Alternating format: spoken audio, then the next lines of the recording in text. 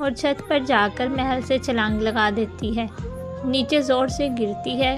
फिर किरण और इरम परी उसके पास आती हैं और उसे पकड़कर छोटे से घर में ले जाती हैं। वहाँ एक बुजुर्ग औरत रानी परी की मरहम पट्टी करती हैं। फिर रानी परी जादुई लॉकेट निकालकर किरण परी को देती है और कहती है, तुम ये लॉकेट अनाया तक पहुँचाओ। वो और कहीं नहीं, मेरी बेटी है। किरण परी ये सुनकर हैरान हो जाती है और कहती है, मम्मी परी, मैं ये लॉकेट हर हाल में अनाया तक पहुँचाऊँगी। फिर लॉकेट लेकर किरण परी निकल पड़ती है। समुद्र के किनारे पहुंचकर वो अपनी दोस्त डॉल्फिन को बुलाती है और उसको लॉकेट दे देती है। डॉल्फिन समझ आती है और फ़ौरन लॉकेट लेकर अनाया की तरफ तैरने लगती है। दूसरी तरफ अनाया वो नक्शा लेकर जादुई छड़ी पाने के लिए निकल पड़ती है। कुछ देर बाद वो समुद्र के किनारे पहुंच जाती है। तभी समुद्र से डॉल्फिन बाहर निकलती है और अनाया को लॉकेट देकर सब कुछ बता देती है।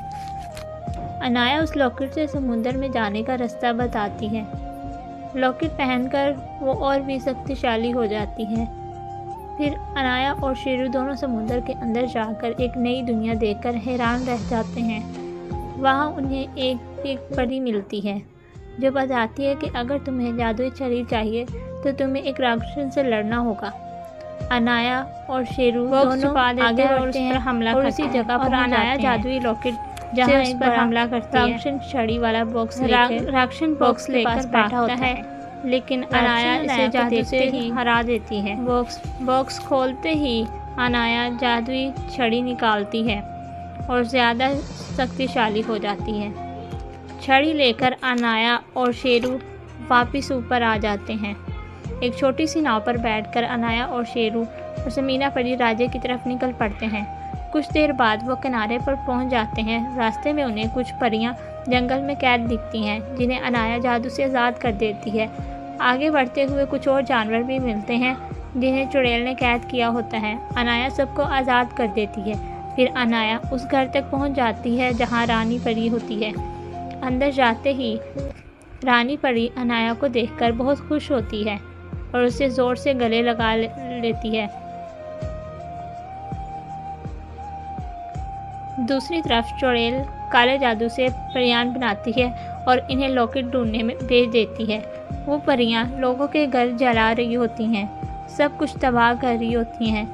फिर अनाया आती है और उन्हें जादुई छड़ी से सब परियों को ख़त्म कर देती है।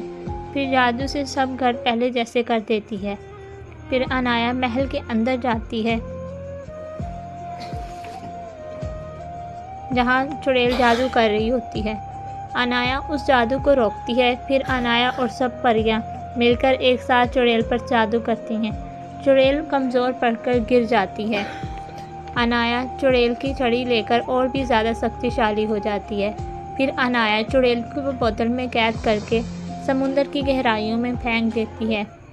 मेरी वीडियो को लाइक करें और चैनल को सब्सक्राइब करें। Thank you.